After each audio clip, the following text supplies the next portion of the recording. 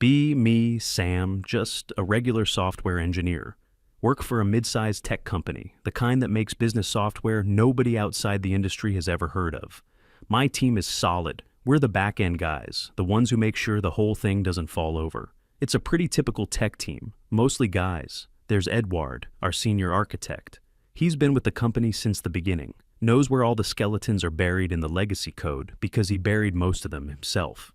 Quiet guy, doesn't say much, but when he does, you listen. Then there's the rest of the crew, a handful of other male engineers. We all get along. We do our work, we do it well, and we go home. Simple. We also have a couple of women on the team. There's Emmy, a junior dev who is genuinely sharp, asks the right questions, learns fast, quiet, but you can tell her mind is always working. And then there's Fiona. She's more of a project coordinator than a coder. Her job is mostly to organize meetings, take notes, and make sure our Jira tickets are updated. She's enthusiastic, very enthusiastic about corporate culture. For years, things were smooth. Our old manager was a guy named Tom. He was a former engineer himself. Tom's philosophy was simple. Does it work? Is it on time? Good. Don't bother me. Our meetings were a model of efficiency. We'd walk in, Tom would say, "All right, Project X is hitting a snag with the database connection pool. Edward, you looked at it?" Edward would grunt and say the issue was a configuration file from 2008 that nobody had touched. I'd add that the new library we implemented is probably causing a conflict. Emmy might point out a specific function in that library that's known to have memory leaks. 10 minutes later, we'd have a plan. Meeting over, back to work. It was a meritocracy. The person with the relevant information spoke. Nobody cared about anything else. Then Tom retired. We had a little party for him, gave him a gift card, and wished him well. For a couple of weeks, we were without a manager. It was peaceful. We just kept working. Then the announcement came. We were getting a new head of department. Her name was Diana. The introductory email was a masterpiece of corporate buzzwords. It talked about disrupting the vertical, leveraging new paradigms, and fostering a culture of inclusive innovation. I read it and immediately felt a sense of dread. Our first team meeting with her was something else. Diana walked in with a big, bright smile. She was dressed like she'd just stepped out of a marketing brochure for a startup. She introduced herself and talked for a solid 20 minutes. I don't think I understood half of it. She spoke about her vision for the team.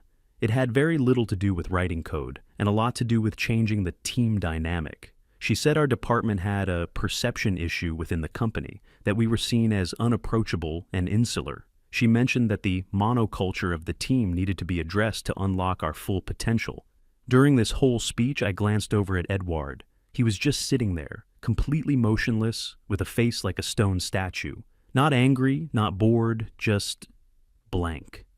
Fiona, on the other hand, was nodding enthusiastically at every single sentence. She looked like she was about to start taking notes.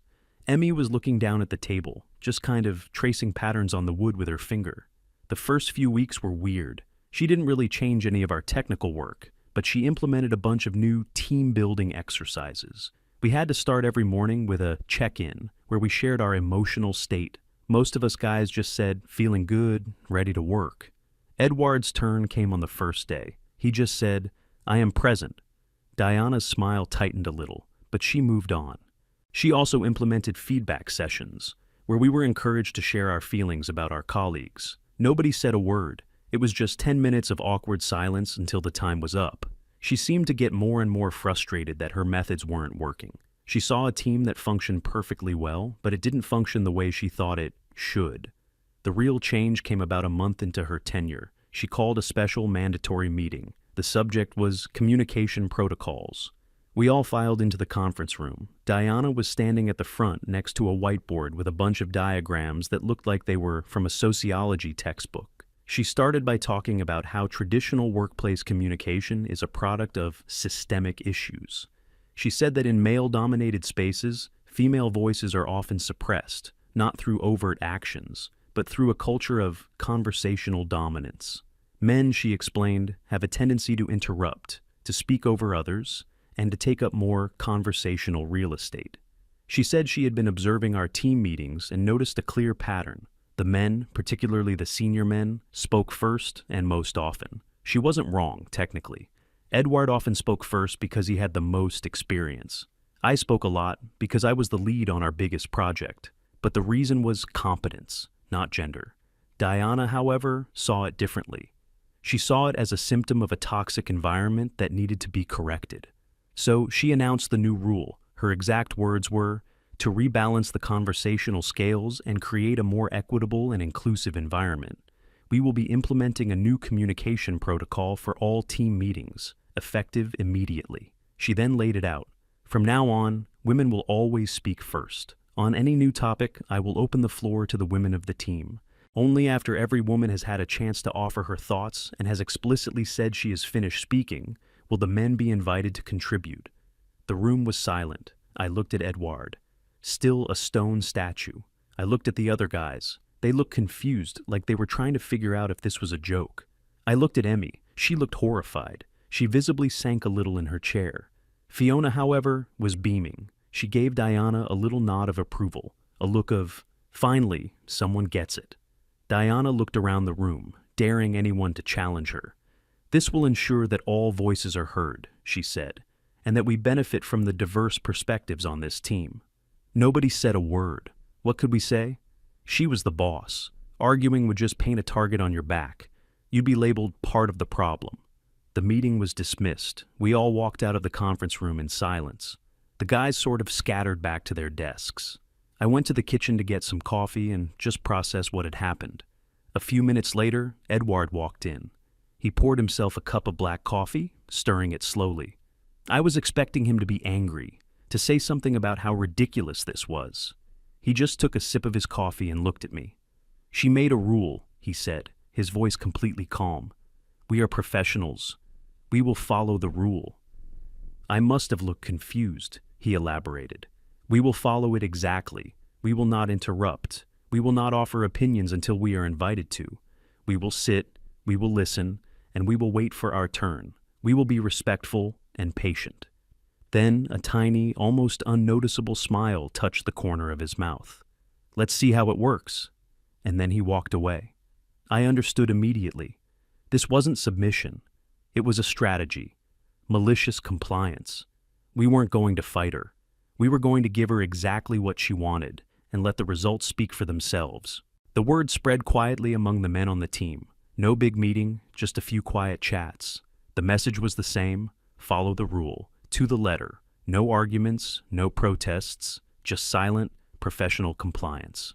Our first daily stand-up meeting under the new regime was the next morning. We all gathered around the task board. Diana kicked it off with her usual chipper tone.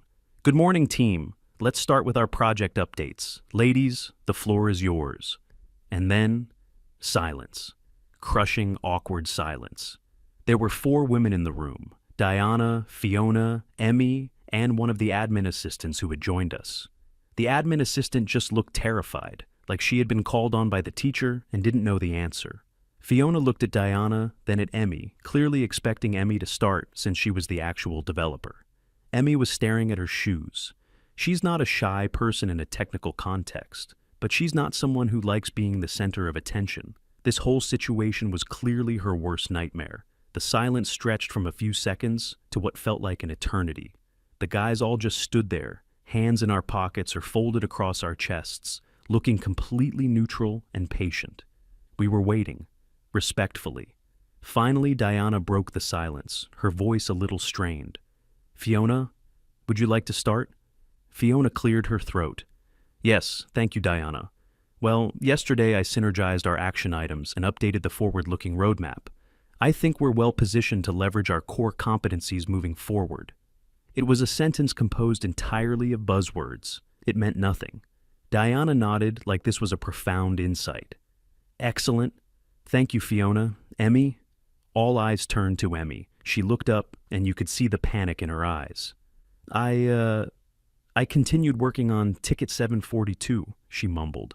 I'm still investigating the bug. Great, Diana said, her voice overly bright. Any other thoughts, ladies? The admin assistant shook her head quickly. Fiona said she had nothing more to add. Emmy looked like she wanted the floor to swallow her whole. All right then, Diana said, turning to the men with a triumphant smile, as if to say, see, it works. Gentlemen, the floor is now open. Edward spoke first, his voice even. I have no update. My work is dependent on the resolution of Ticket 742. I went next. Same for me. I'm blocked until Emmy's bug is fixed. One by one, the other guys said the same thing. The entire project was bottlenecked on this one issue, the issue Emmy was working on. In a normal meeting, Edward or I would have immediately started asking Emmy questions. What have you tried? Did you check the logs? Is it a null pointer exception? Let's take a look at it together after this. We would have solved the problem as a team, but the new rule prevented that. We weren't allowed to engage until the women had finished. Emmy had given her update and said she was done. So the topic was closed as far as we were concerned. The stand-up ended in under 2 minutes. It was technically a meeting, but nothing was accomplished. Diana looked a little confused, like she couldn't quite put her finger on what was wrong. She had followed her plan, but the result was empty. This pattern continued for the next week. Every meeting started with a long, awkward silence. Fiona would then deliver a string of meaningless corporate platitudes. Emmy, under immense pressure, would give the shortest possible update on her work, clearly terrified of saying something that would invite questions she couldn't answer on her own. Then it would be our turn. We'd state our status, which was almost always blocked or no update, because all our work was interconnected. We weren't being rude, we were being professional. We answered the questions we were asked. We gave our updates when it was our turn. We just didn't volunteer anything. We didn't collaborate. We didn't solve problems in the meetings anymore. How could we? The format made it impossible. The meetings, which used to be the engine of our team, became a dead ritual. The real work started to happen outside the meetings. We'd use Slack DMs. I'd message Edward, "Hey, got a minute to look at this?" He'd come over to my desk. We'd solve it quietly. The problem was, this was slow and inefficient. You couldn't get the whole team's input at once. Emmy was left completely isolated. The guys felt bad for her, but we couldn't break the rule. Breaking it would prove Diana's point that men just couldn't help but dominate the conversation. We had to stick to the plan. The project tracker started to reflect the new reality. Tickets that should have taken a day were taking 3. Tasks that needed a quick team discussion were sitting in the to-do column, gathering digital dust.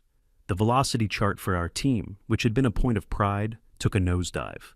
Diana noticed. Of course she noticed, but she couldn't understand why it was happening. In her mind, she had created a more equitable environment. She couldn't grasp that the old environment, while not fitting her textbook definition of inclusive, was incredibly effective because it was based on merit and efficiency. She started trying to force the issue in meetings. "Emmy," she'd say, her voice dripping with encouragement, "tell us more about the challenges you're facing with Ticket 742. Don't be shy. We're all here to support you." This just made it worse. It put Emmy on the spot and made her feel even more pressured. Emmy would just stammer, "I'm still working on it. I just need more time to think." In the old days, Edward would have gently interjected, "Let's whiteboard it. Sometimes drawing it out helps." And we would have solved it in 5 minutes. Now, he just sat there, patiently waiting. Diana's frustration started to show. Her bright smile became more and more forced. She started scheduling more meetings, as if the problem was that we weren't meeting enough. We had meetings to prepare for other meetings. We had meetings to debrief the meetings we just had. Each one was the same. A long silence, followed by Fiona's word salad, followed by Emmy's mumbled one-sentence update, followed by the men giving their status as blocked. It was a slow-motion train wreck, and we all had front-row seats. Fiona, for her part, was thriving. She was Diana's star pupil. She would talk and talk, filling the silence with her corporate jargon. She clearly saw this as her moment to shine, to prove her value to the new boss. The fact that she never said anything of substance seemed to be completely lost on both of them. She started referring to herself and Diana as the female leadership of the team. The atmosphere in the office got tense. The natural, easygoing camaraderie we used to have was gone. The team was now split into factions. The men were united in their silent compliance. Diana and Fiona were in their own little alliance, and Emmy was stuck in a no-man's land in between, stressed out and isolated. I remember one afternoon, I saw Emmy at her desk, just staring at her screen. She looked like she was about to cry. I felt a pang of sympathy. I almost went over to offer help, but I couldn't. It would undermine everything. The whole point of Edward's plan was to let the system fail on its own terms. Any attempt by us to rescue the situation would be twisted into an example of men needing to swoop in and save the day. A couple of weeks into this new world order, things started to break. Not just our team's productivity, but actual things. An urgent bug report came in from our biggest client. Their entire system was down. It was an all-hands-on-deck emergency.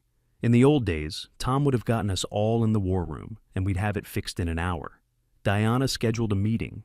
We all filed in, the tension in the room thick enough to cut with a knife. Diana started, "Okay, team, we have a critical situation.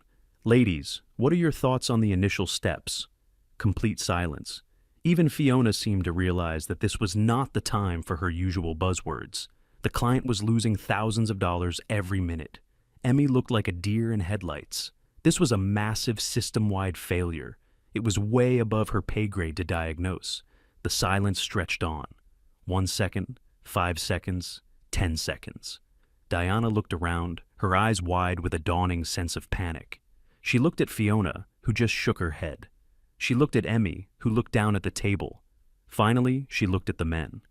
At Edward. Her new rule, her grand vision of female-led communication, was crashing head-on into the brutal reality of a business emergency.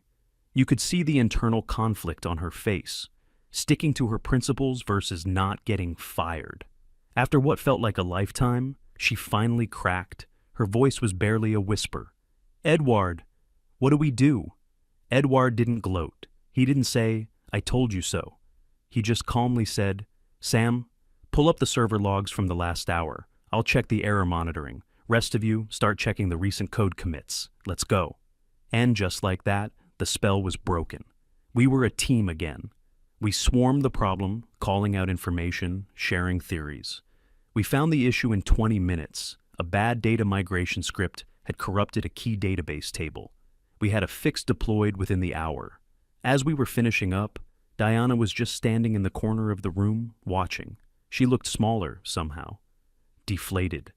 For a moment, I thought maybe she had learned her lesson. Maybe she would realize that her rule, however well-intentioned in her mind, was a complete disaster in practice. I was wrong. The next morning, we got an email from her. The subject was, "Debrief on yesterday's incident and recommitment to our communication protocols." The email praised the team for solving the problem, but then it went on to say that the initial confusion was a sign that we needed to double down on the new rules.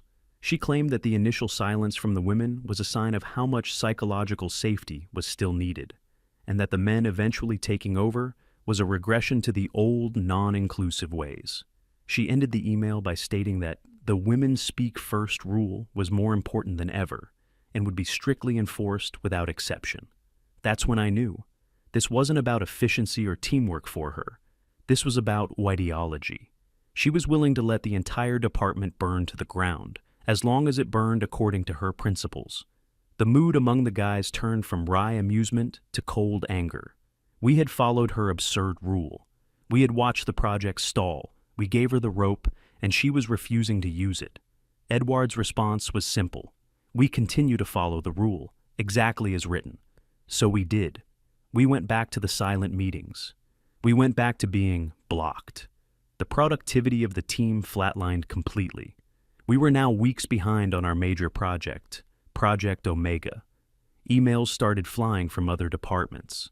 Project managers and directors were asking what was going on. Why had the most reliable team in the company suddenly stopped delivering? Diana handled these inquiries by sending replies filled with corporate jargon about restructuring and refining our processes. She was trying to create a smokescreen, but the smoke was starting to get thick, and people outside our team were starting to notice the fire. Then, the email landed in our inboxes, the one we all knew was coming eventually. It was from the office of Mr. Henderson, the vice president of the entire technology division. The subject, mandatory review of Project Omega. The email stated that due to significant delays, Mr. Henderson would be attending our next team meeting to get a direct status update and to understand the roadblocks our team was facing. The meeting was scheduled for the end of the week. Diana forwarded the email to the team with a single line added, "Team, Let's be prepared to showcase our progress and our new, efficient workflow. I read that line, and I almost laughed out loud. Showcase our progress? Our new, efficient workflow? She was either completely delusional, or she was planning to throw us all under the bus. A quiet sense of anticipation settled over the team. This was it. The grand finale. The train had been careening down the tracks for months. Now, we could finally see the end of the line. The days leading up to the meeting with Mr. Henderson were some of the most surreal I've ever experienced at a job. Diana went into overdrive. It was like she thought she could fix months of stagnation with a few days of frantic, misdirected energy. She started holding prep sessions, exclusively with Fiona and Emmy. We could see them in one of the glass-walled conference rooms. Diana would be at the whiteboard, drawing charts and diagrams, speaking with animated gestures. Fiona would be nodding along, looking deeply engaged. Emmy just looked like a prisoner being interrogated. She sat slumped in her chair, looking exhausted. Diana was clearly trying to coach them, to arm them with enough technical knowledge and corporate speak to survive the meeting with Henderson. She was trying to build a dam with Scotch tape, minutes before a tidal wave hit. The men on the team, meanwhile, just kept our heads down and did what little work we could. The atmosphere among us was calm, but it was the calm of a submarine crew waiting for the depth charges. We all knew what was coming. Edward was the picture of tranquility. He just sipped his coffee, reviewed his code, and waited. His confidence was infectious. He had seen this kind of corporate nonsense before, and he knew it had a limited shelf life when it came up against reality. The day of the meeting arrived. You could feel the electricity in the air. Diana was wearing her most severe, "I'm a serious manager" power suit. She walked around the office with a forced, brittle smile. Fiona was practically vibrating with nervous energy. She had a new leather-bound notebook and a pen that probably cost more than my lunch. Emmy looked pale. She barely said a word to anyone all morning. We all filed into the main conference room a few minutes before the scheduled time. It was the big one, the one with the long oak table that was usually reserved for executives. Diana took her place at the head of the table. She arranged her laptop and a stack of printouts in front of her. She was trying to project an image of control. The rest of us took our seats. The men sat on one side of the table, quiet and composed. Emmy and Fiona sat on the other, next to Diana. Then Mr. Henderson walked in. Henderson was in his late 50s. He was an engineer by trade who had worked his way up the company over 30 years. He wasn't a flashy guy. He didn't care about buzzwords or management fads. He cared about one thing: results. He had a reputation for being tough but fair. He could smell BS from a mile away, and he had zero patience for it. He walked in, didn't smile, just gave a curt nod. "Diana." He took the seat opposite her, at the other head of the table. He opened his own laptop, and the project's performance dashboard immediately appeared on the big screen at the front of the room.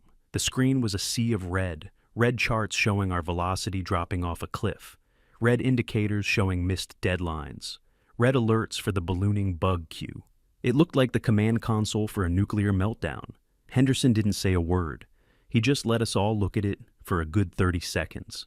The silence was deafening. Diana, bless her heart, decided to be the one to break it. She launched into her pre-prepared speech. "Thank you for joining us, Mr. Henderson," she began, her voice a little too high. "As you can see from these metrics, the team has been in a period of significant transition. We have been actively deconstructing old workflow patterns and implementing a more agile, human-centric communication strategy designed to empower all voices and drive synergistic outcomes." Henderson didn't even look at her. His eyes were glued to the screen. He let her talk for another minute. She used the words paradigm, proactive, and holistic multiple times. Finally, Henderson held up a hand. Just one hand, a simple gesture. Diana's voice immediately trailed off. "I've read your reports, Diana," he said, his voice low and gravelly. "They're very creative. Now, I want to talk about reality." He pointed a finger at the screen. "Project Omega is the single most important development initiative in this company for this fiscal year. It is currently 6 weeks behind schedule. This is not a transition. This is a failure." He looked away from the screen and scanned the faces at the table. "I'm not here for a presentation. I'm here for answers, specific technical answers." His eyes landed on me. "Sam," he said, "you're the lead developer on the core module, correct?" "Yes, sir," I said. "Good," he said. "Then you can tell me why the primary data bus is showing a 300% latency increase in the last month. We're getting timeout errors all the way up the stack. What did you change?" This was it. The moment of truth. It was a direct question, from the VP of the division, addressed to me. My job was to answer it, but I had my orders. Not from Henderson, but from our department head, Diana. I looked at Mr. Henderson. I looked at Diana. Her eyes were wide, pleading with me. She was probably hoping I'd just forget the rule and save her, but Edward's words echoed in my head. "We follow the rule. Exactly." I took a breath and spoke in a clear, respectful voice. "Mr. Henderson, I can answer that question. However, per our team's established communication protocol, I must wait until my female colleagues have had the opportunity to speak first." The entire room froze. I could feel the collective intake of breath.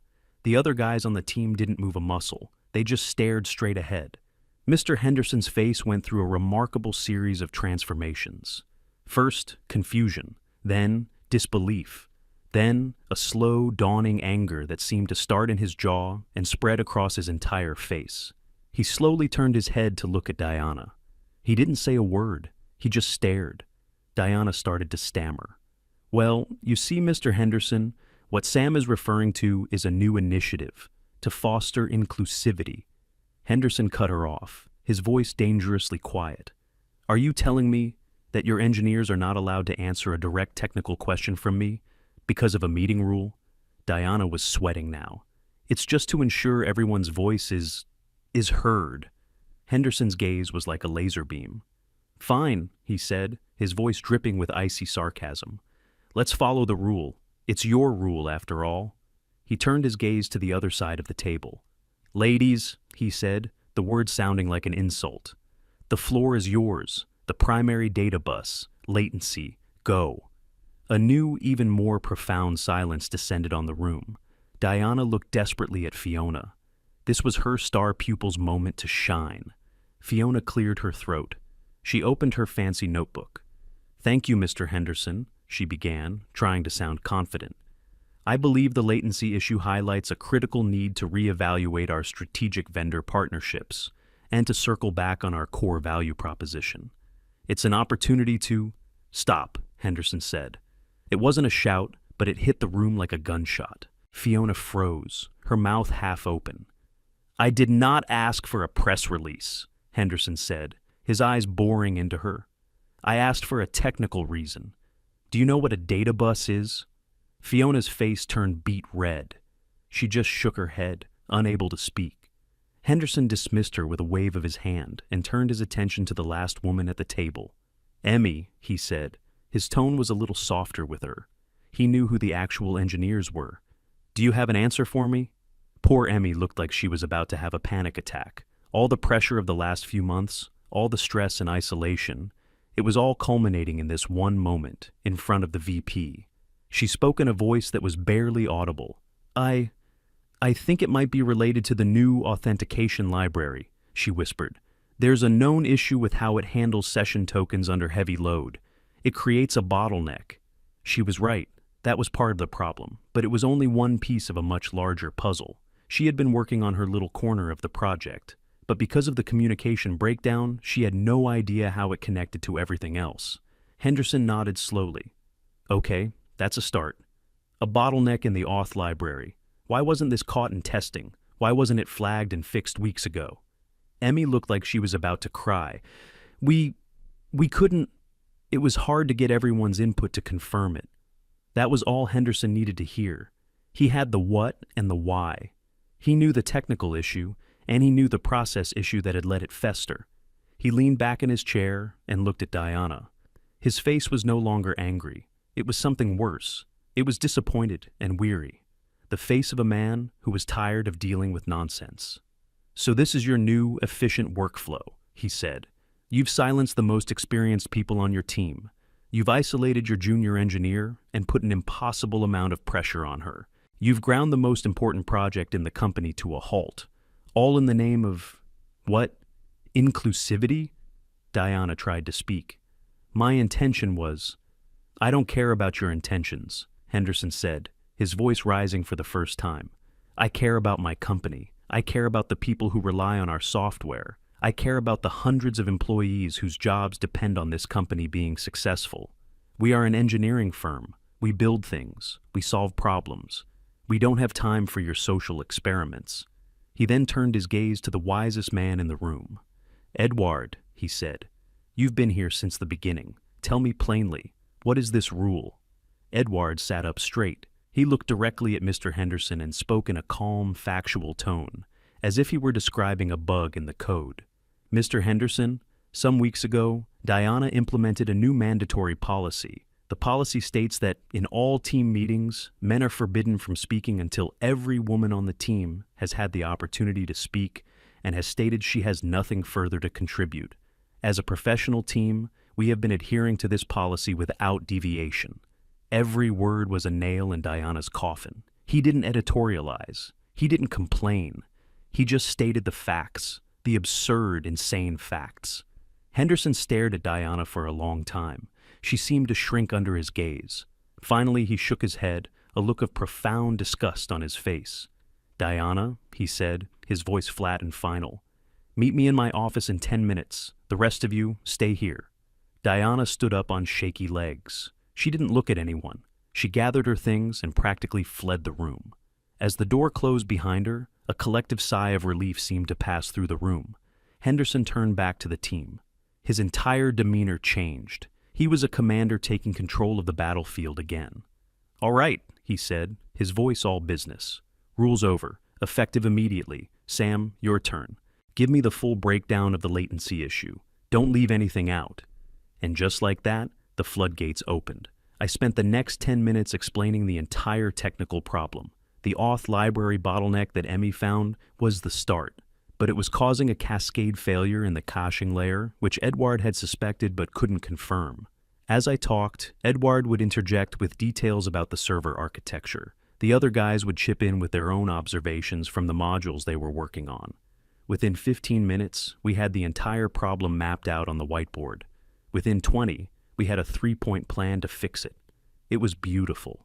It was the way we used to work. Efficient, collaborative, and based entirely on who had the right information at the right time. Henderson watched the whole thing with a small, satisfied smile. See, he said when we were done, that's a team. That's how it's supposed to work. Now go fix it.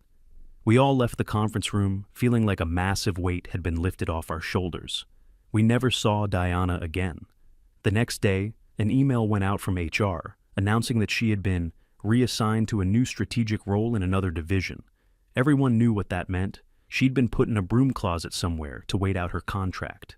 Mr. Henderson named Edward as the interim department head.